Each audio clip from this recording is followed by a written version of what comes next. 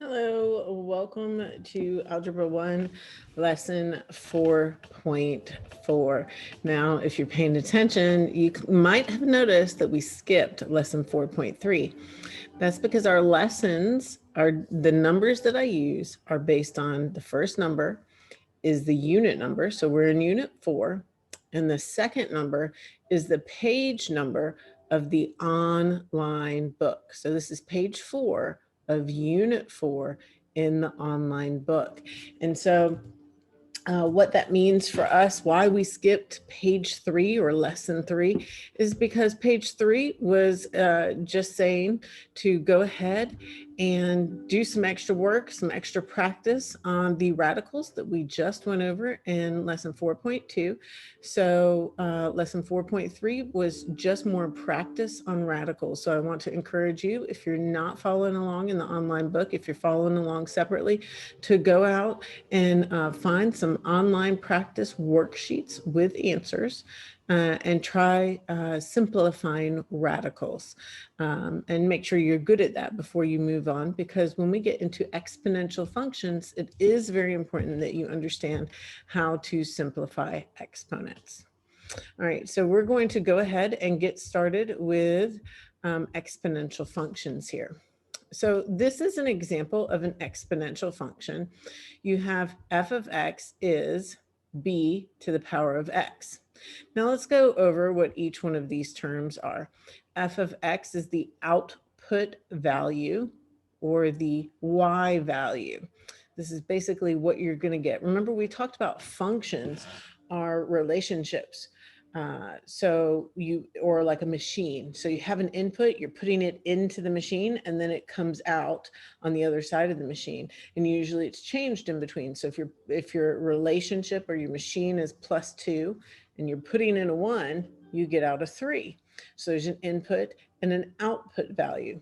Well, this f of x right here is another way of saying the output value. It's the name of the relationship that you're going to be using.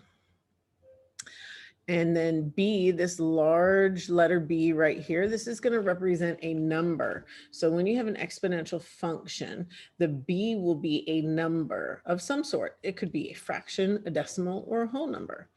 With an exponential function, you just don't want the base to be greater than 1, okay? Or not greater than 1, excuse me, exactly 1. You don't want it to be exactly 1, because then it's a straight line instead of the specific graph that we're talking about when we talk about exponential functions. And then x up here is the exponent. That's the input value, or also known as the independent variable, because it doesn't matter what this is. It doesn't depend on anything, whereas our output value is our dependent value. It depends on what all happens in the relationship and what's input. X is the independent. It doesn't rely on anything. We can put whatever we want in there. So I have some words on the screen here, and it's going to describe a situation in which you might see an exponential function be able to put some image to what's happening.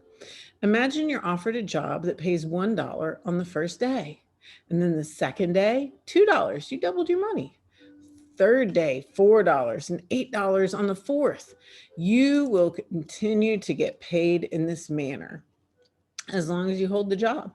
How can you determine how much money you're going to make on the 32nd day of work, or even your 100th day of work? This situation represents an exponential function. And that is what we will learn about in this module. The exponential function is a nonlinear function, which the independent variable is the exponent. So specifically in the case of getting paid, we start with $1 and then we double it and it's $2, and we double it and it's $4, and we double it and it's $8. That is the exponential function that we're talking about. So exponential functions here. Let's try graphing that a function. So the function f of x is 2 to the power of x. I've already gathered some input values I want us to look at.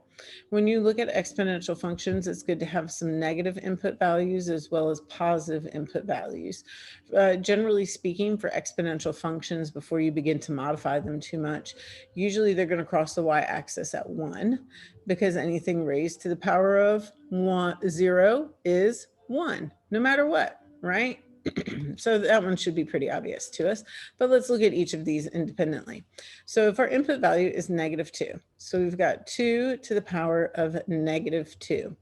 How do we simplify that?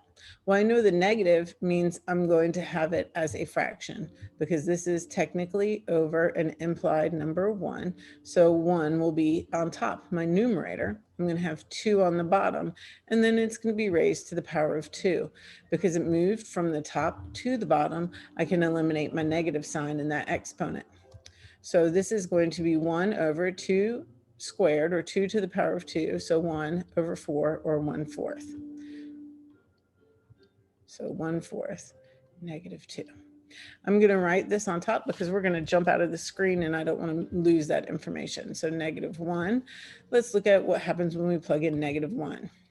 Oh, also, I didn't put the negative in here. So that's, well, I did put the negative in here. Here it was, -2.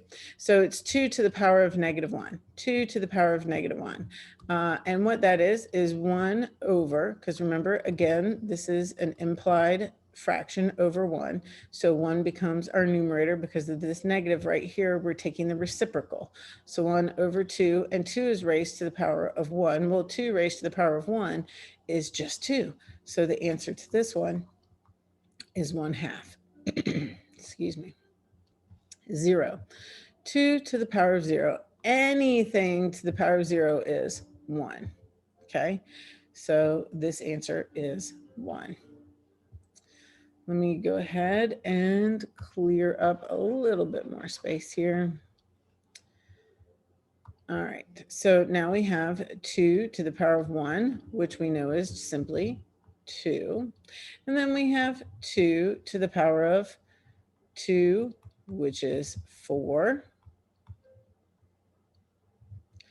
We can even do another one here.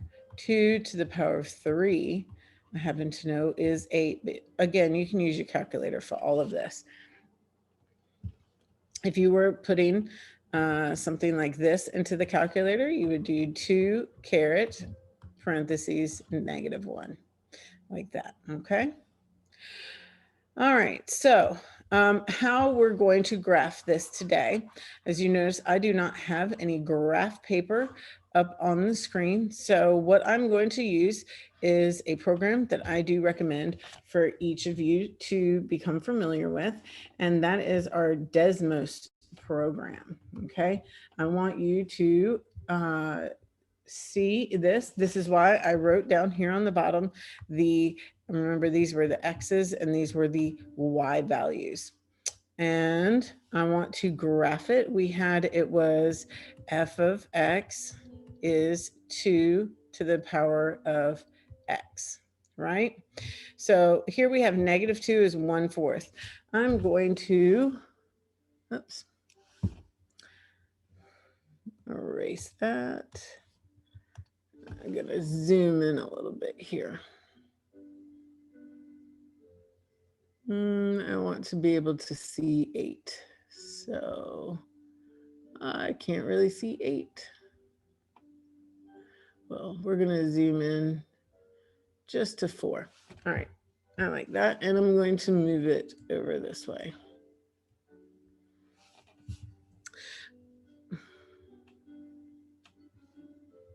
Okay, so -2. At -2, my Y value is 1/4. So I've gone horizontally over -2, and I'm going to go up 1/4. So that's like right there, approximately. Oh, this is 1. So let me correct that actually. -2, if this is 1, 1, 2, 3, 4, that's in 5 sections. So this is 1/5. So 1/4 would be about right there. And then -1 is 1/2. Halfway in between is right there. And then it says at value 0, we have 1. And then at value 1, we have 2. Wow, this is moving quickly. At value 2, we have 4. Look at how fast that jumped up. And then at value 3, I can't graph it, but it's going to be 8. So if you notice, it looks like my graph is looking something. You'd think since I can't draw a straight line, I'd be able to draw a curved line, but apparently I missed those too. All right, so that's what our graph is going to look something like. And in Desmos, I'm going to go ahead and put y here instead of f of x. So y equals 2. And then I need to go down to this little box right here, and it pops up. And I'm going to, let me erase this so that you can see what I'm looking at here.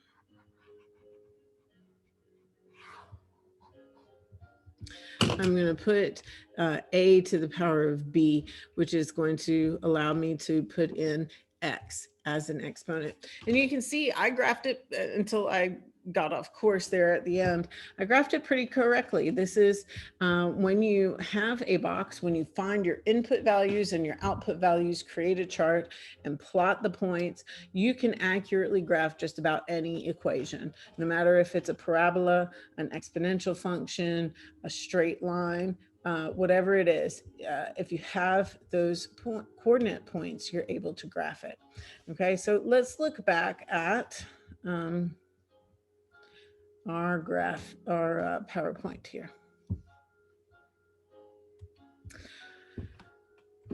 This time I want to graph the function 1/2 x, 1/2 x.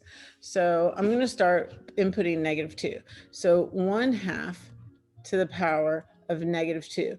Now you can just put that into your calculator, and I suggest you do that. That'd be great. You're going to put in parentheses 1, the division sign, to close your parentheses, caret, parentheses, -2, close parentheses. So if you're going to enter it into your calculator, you want to do it that way. Now, 1/2, this negative sign right here tells me I need to find the reciprocal of what I have. So if I have 1/2, the reciprocal of that is 2/1. And the 2 is telling me that I'm going to need to square it. And since it's outside of the parentheses, it goes to both, right? 2 squared is 4 and 1 squared is 1. So this is simply 4, which is what I get when I put it into the calculator, 4. So -1 is my next one, 1/2 to the power of -1. All that is going to be the reciprocal, 2/1, which is simply 2. Okay, well, what if I have 1/2 to the power of 0? Well, remember, anything raised to the power of 0 is 1. So we have 1 there. Okay, 1/2 to the power of 1 is simply 1/2. Anything raised to the power of 1 is itself. And then 1/2 raised to the power of 2, or squared, is going to be 1 times 1, which is 1, and 2 times 2, which is 4. So that is 1/4. So we have here our numbers, and I'm going to write them down so we can go back to that Desmos screen and graph this. I find that having graphing paper, digital, when I'm doing things digitally like this, having graphing paper somewhere where I can use graphing paper that's accurate as opposed to what I draw is very helpful. So that's why I do want to go back and look at this Desmos. All right, so let me erase what we have here, because what we're looking at is this information. So remember, we've got X on the top and Y on the bottom. Our input was on the top and our output is on the bottom. So -2 this time is 4. So I'm going to go horizontally to the -2 and then vertically up to the +4. And that's right there. So we can already see that this graph is starting out a bit differently. Last time we started low and we went high. This time it looks like we're starting high. I wonder what's going to happen. So next one, our input, our X was -1. I'm going to go horizontally -1 and vertically 2. Looks like it's getting lower here. And then 0 is 1. And then 1 is 1/2. And then a positive 2 is 1/4. So you can see, instead of trying to draw that graph, what I'm going to do is plug in our equation. Y equaled 1/2. Oops. To the power of x. And you can see that I was able to graph it correctly. If I had a piece of paper, it would be easier for me to draw in the line using my digital pen on the computer. It is a little hard, but I did get it correct. All my points are exactly on those lines, as you can see. So this is how you would graph an exponential function and how you can verify, because a lot of times in the computer system, the digital learning age that we're in, it'll have multiple choice for you and say, which graph is the correct graph for this equation? And you have to choose between 4 to 6 graphs. And so you just want to verify by looking at the points that you have and making sure it's actually on the graph that you're looking at. All right, so going back to our PowerPoint here. So we looked at 2 different types of graphs just then. We looked at one that was going upwards, right? It was kind of going in this direction and it goes on and on forever in both directions. And one that was kind of going downwards. This is reminiscent of our straight lines and the slopes, isn't it?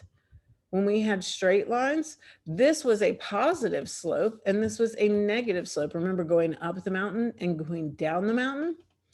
So you can call this an increase, right? This is an increase. This is what we call exponential growth when the curve looks like it's going up a sloped mountain here. Not a straight mountain like this one, but a sloped mountain, okay?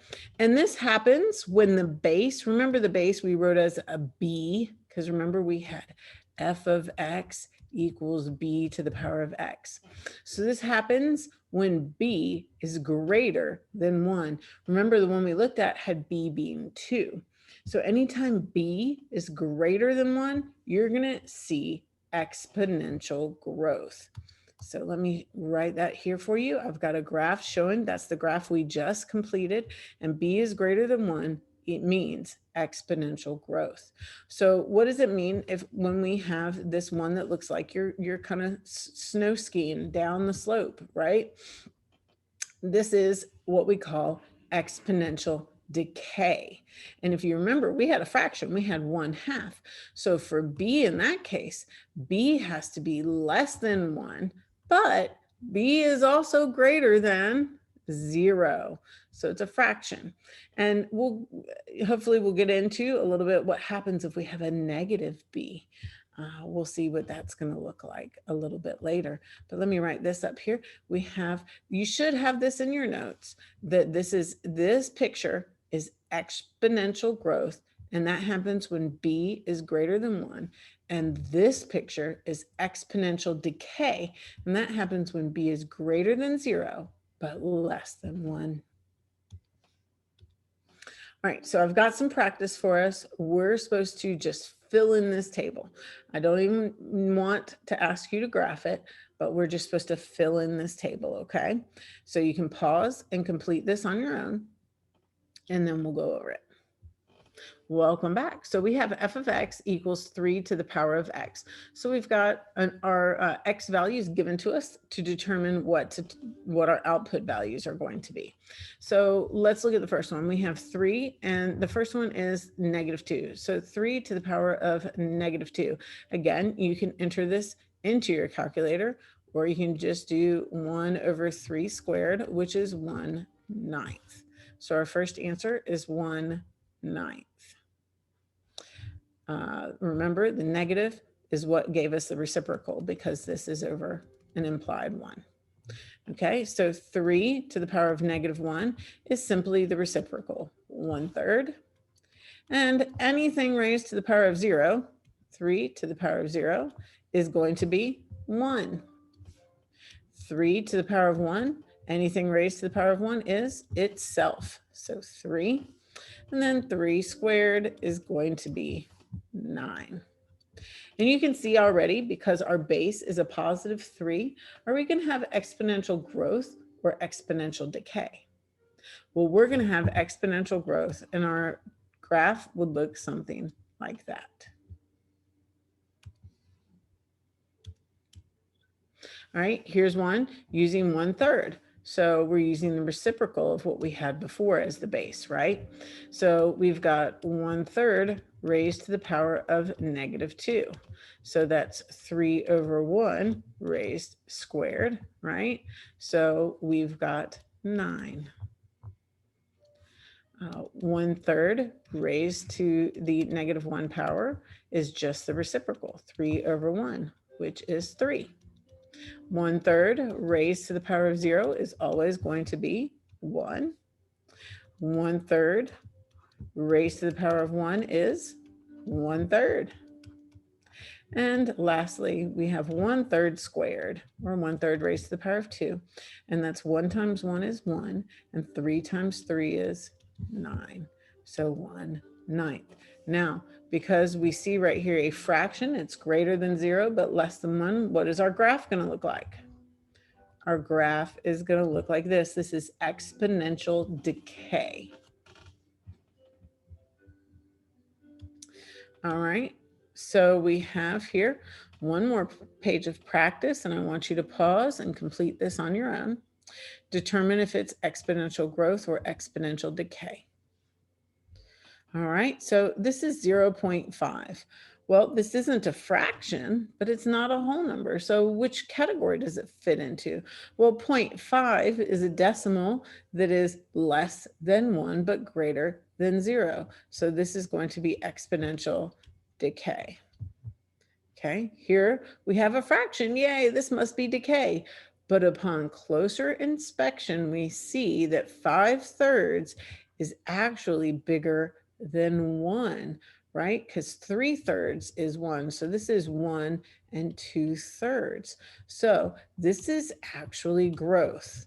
So just because you see a fraction does not automatically mean decay. It has to fit into our category of B being greater than 0 but less than 1 to make decay.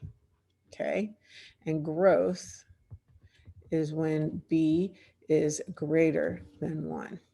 All right, so let's look at f of x is 3. Okay, well, that one's easy. That's growth. Okay, and here we have a fraction that's less than 1, so that's going to be decay. What if you had f of x is 1 to the power of x? What is that? Is that exponential growth or exponential decay? Well, it's neither. It's a linear function, right? Because 1 raised to any power, even 325, 1 raised to the power of 325 is simply 1. So no matter what your input is, your output is going to be 1. So this is the same thing as y equals 1, and it is a horizontal line. And I believe that's everything. Let me just make sure.